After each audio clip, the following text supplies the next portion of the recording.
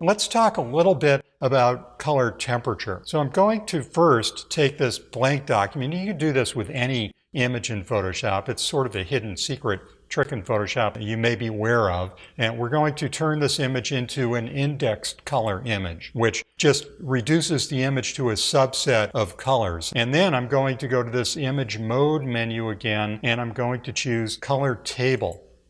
And in the color table dialog, we see the subset of colors from this image, which really doesn't have any colors in it, but we'll be using this later on. I'm going to go to this item from this drop-down list called black body, and this shows us the color spectrum for what's called black body radiation. In other words, this is a piece of the colors that a piece of iron would go through as it's being heated up.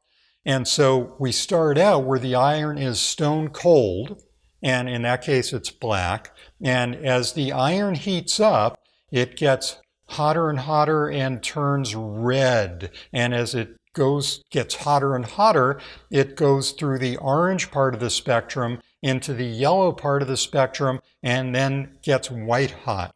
And also notice those hues, those colors get lighter and lighter as they go as well. Bear in mind, this is going from the reds to the oranges to the yellows as it gets hotter.